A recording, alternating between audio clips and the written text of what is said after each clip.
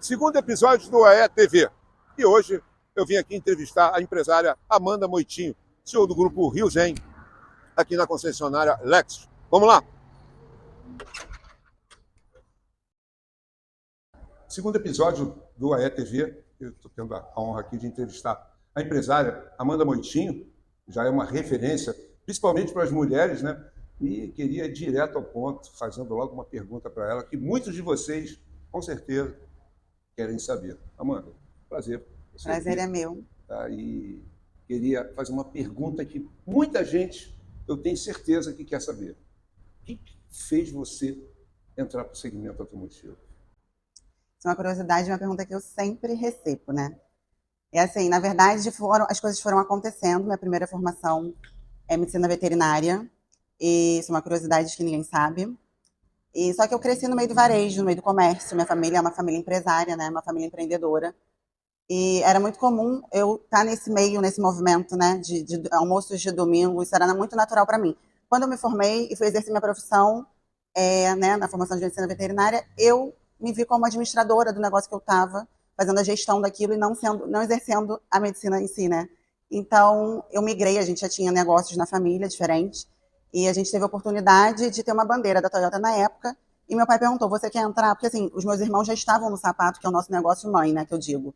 A gente tem uma rede chamada Sonho dos Pés, espalhada pelo Brasil, e eles já estavam no negócio, e ele falou, você tem vontade? Eu falei, eu quero. E eu achei aquilo um desafio, eu gosto de desafios, eu digo hoje que eu sou movida a desafios, acho que eu peguei um pouco do meu pai de ousadia e determinação, e eu aceitei o desafio e entrei no negócio de automóveis. Uma menina ainda na época, sem bagagem nenhuma, mas foi isso que aconteceu.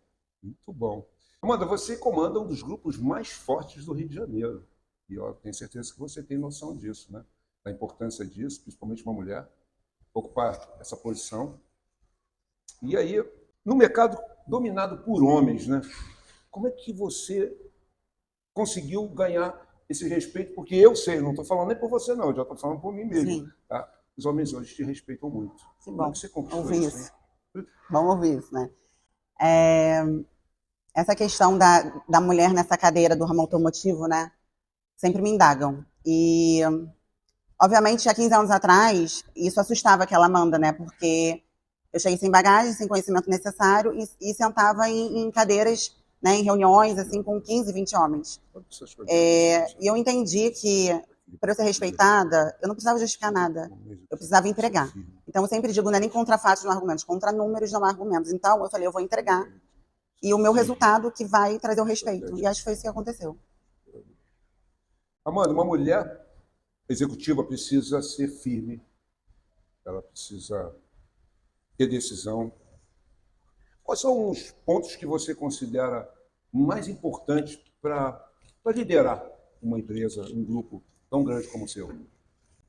Na verdade, eu falo que o líder precisa ter firmeza, mas ao mesmo tempo ele precisa equilibrar a firmeza com empatia, né, com a questão do olhar ali mais humano. Você, como líder, você inspira, né, para o lado bom ou ruim. Você é exemplo, você é julgado, você é observado. Então, eu digo que dosar a firmeza com empatia, com essa delicadeza que a mulher traz também, enfim, tudo isso na tomada de decisão é o maior desafio, né?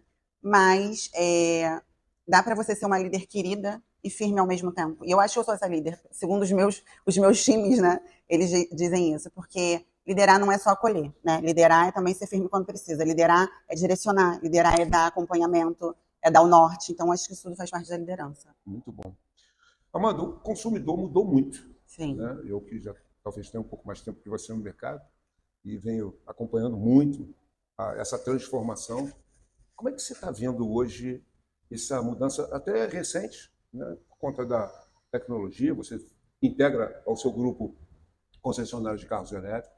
Né? Então, como é que você está vendo essa mudança, esse comportamento? O que isso significa para você? O que você enxerga? O que você poderia dizer do presente e do futuro? Eu digo que, assim, apesar de ter relativamente pouco tempo de mercado, uns 15 anos, eu escutei muito sobre o mercado, porque o meu pai lá atrás, ele também investiu em seminovos. Ele também tinha uma loja de seminovos lá, muitos anos atrás, quando eu era pequena. Então, realmente, era outro mercado, né? Era outro movimento, a gente gerava outra receita, era completamente diferente. Então, eu digo que, na verdade, não é o futuro, já é o presente, nessa questão ou híbridos, né, elétricos ou 100% eletrificados. Isso é uma questão que veio para ficar, já está acontecendo. E eu acho que se você não tiver uma disruptura, né, de mente, mudar teu mindset, você não acompanha esse mercado, que ele já se transformou. Ele não está se transformando, ele já se transformou, né? Eu acho que é isso que eu sempre digo para o time. Hoje eles não são mais só vendedores de veículos. Eles precisam estar inseridos na cadeia de valores, entender como explorar essa cadeia de valores, porque assim eles são profissionais amplos, né? Plenos, porque só vender o veículo não basta mais, porque o mercado é outro e a gente precisa participar da jornada do cliente num todo, né? A tal da experiência do cliente. Né? É a experiência. E nossa logo é Rio-Zen, experiência de ir além, né? Eu digo que a experiência do cliente, a gente precisa se preocupar com isso o tempo inteiro. E é o cliente que move, né? Todo o nosso negócio. Então, o foco é o cliente, né? Amanda, por trás de uma líder, né, sempre tem uma grande equipe. Né? E como é que você conduz isso? Eu vejo, mas eu vou deixar você falar. Como é que você faz? Eu acredito numa liderança colaborativa. Eu acho que um líder jamais tem que ser centralizador. Eu tenho aversão a isso, inclusive. Então, o meu time, ele tem voz. Então, eu escuto o meu time, eles participam de momentos importantes da empresa, na qual, obviamente, a tomada de decisão, no final, vai ser minha, mas construída de uma forma que eles estejam inseridos, porque eu escuto, eu sei que eles estão na ponta, eu sei que eles entendem a dor, né, ali na ponta. Então, assim, é uma liderança colaborativa na qual eu dou autonomia para eles terem também algumas tomadas de decisão, porque eu acho que quando a gente dá autonomia, a gente gera comprometimento. E aí é por isso que eu acho que eu tenho um time muito engajado comigo. Muito bom. Muito bom. Amanda, falando em desafios, né? Qual foi o momento mais difícil da sua carreira? E como você transformou esse episódio em aprendizado? Perguntinha fácil, né? Fácil, né? É de faculdade. Eu falo, momento difícil, a gente acha que teve um momento difícil, aí vem outro, muito mais difícil. Então, assim, eu falo, momento difícil, a gente acha que teve um momento difícil, aí vem outro, muito mais difícil. Então, assim, os momentos... É igual sofá, né? A gente pega a primeira onda, daqui a pouco levanta e fala assim, vem outra. Exato. Então, eu digo assim, os momentos... Eu achava que o momento da pandemia tinha sido o momento mais difícil, né? Um cenário que você não tinha previsibilidade nenhuma, e você tinha que arcar com todos os seus compromissos como empresário, uma responsabilidade social também com todos os colaboradores, com aquelas famílias indiretamente. Então, ali eu cresci muito, né? Amadureci muito como líder, como profissional. Mas eu digo que o maior desafio, para mim, é empreender no Rio de Janeiro. Eu acho. É mesmo? Empreender no Rio é um desafio constante, é um desafio diário. A gente tem as menores margens, a gente tem os maiores custos operacionais, a gente tem outras questões inerentes que, né, são a segurança, que atrapalham muitas das vezes a nossa operação. A gente tem um planejamento que às vezes, por conta das coisas que acontecem na cidade, no estado, não acontece, a gente não consegue colocar adiante, né, para aquilo ser executado. Então, assim, é um desafio constante operar no Rio. Eu digo que quem opera no Rio... Em qualquer lugar. Opera em qualquer lugar do planeta. Com certeza. Amanda, ser CEO de um grupo desse, né, exige muita serenidade, né? Tem que ser muito calmo, tranquilo. Como é que você consegue manter esse seu lado emocional diante de tantos desafios? Problema é normal, cotidiano. Eu digo, os desafios, né, do dia a dia, cotidiano, né? Tão, como você acabou de falar. Né? Eu até digo, problema, você disse que é normal, faz parte do dia a dia. Se a gente não quiser ser resolvedor de problema, é melhor não ser líder. É melhor não empreender. Deixa que alguém faça não isso. empreenda, porque é isso constantemente, né? Mas, assim, a pressão, ela é muito grande. A gente tem muitas responsabilidades que são nos atribuídas, né? Assim, na questão de liderança. Então, para eu manter uma sanidade mental, né? E paz de espírito, primeiro eu digo que eu tenho uma conexão com Deus muito forte, que é o meu norte, a minha base, é a minha fé, o meu sustento para os momentos adversos que acontecem para um empreendedor, que são muitos. Então, assim, a minha conexão com Deus é o meu sustento mesmo, para eu poder não padecer a cada dia. E eu acho que a atividade física traz também essa questão para o corpo, para a mente, que eu tento manter ali o equilíbrio entre as duas coisas para eu poder seguir e continuar, né? Muito bom. Eu acho que só de você falar que acredita em Deus, eu acho que você já tem uma base muito forte. Eu tenho. Eu e minha família, né? A gente tem uma fé muito grande. eu venho estudando muito, Amanda, tenho percebido, coincidentemente, em todos os grandes líderes que eu tenho buscado me espelhar, praticamente todos eles estão alicerçados na E assim, religião, muitas pessoas na podem, crença de né, Deus, não né? querer falar, não expor isso, mas eu faço questão porque assim, são os valores que eu carrego, sabe? Então, eu tenho que transmitir o que eu acredito, o que me faz bem, eu preciso compartilhar com o outro, né? Principalmente isso. Né? Principalmente isso. Você acredita que o setor automotivo está pronto para ver mais mulheres liderando? Boa pergunta, né? Boa. Boa pergunta. Com tantos homens, né? Olha, hoje já está mais pronto do que há alguns anos atrás, Com né? certeza. Tem mais mulheres no nosso mercado, mas ainda são poucas, né? Eu acho que faltam ainda oportunidades, porque competência, a gente vê muita gente competente por aí. Muita gente com bagagem, sabe, que é capaz, mas às vezes elas não têm oportunidades, às vezes não é uma oportunidade talvez só profissional, mas uma oportunidade de uma rede de apoio para poder focar naquela questão que ela tem de forte, de garra, de competência mesmo, de liderança ou de alguma atribuição em determinada área do mercado. Então, hoje eu vejo que eu tenho um sonho, né? Eu e minha família, minha irmã, a gente troca muito, de um dia ter uma creche interna, assim, para os nossos colaboradores, porque às vezes ela não tem nem paz para focar, né? De repente, no que ela tem de forte, né? Para continuidade, para evoluir essa questão da competência, né? Então, assim, tem muitas camadas que às vezes não deixam as mulheres, né, terem oportunidades. Você sabe que você tocou num ponto, Amanda, interessante, né? Porque eu tenho um sonho de levar treinamento para regiões carentes. Sim. Descobrir talento, né? Ultimamente eu tenho feito um pouco disso e vejo que a venda, principalmente a parte comercial, né? A qual eu tive sempre muito ligado, então ela tem eu acredito muito na vocação. E às vezes você pode encontrar esse talento em regiões de pouca condição, né? E transformar desenvolver essas pessoas, 9 pessoas e dar essa oportunidade, porque a venda, eu entendo que ela não pode perder essa essência. É a única maneira de um ser humano sonhar em ter sucesso de forma honesta. Sim. Né? De conquistar muita coisa, de começar como vendedor e se tornar até um empresário, né? Se ele tiver ambição, vontade e apoio. Essa questão de começar como vendedor, todo o meu time de gerentes hoje, eles começaram como vendedores, que performavam bem.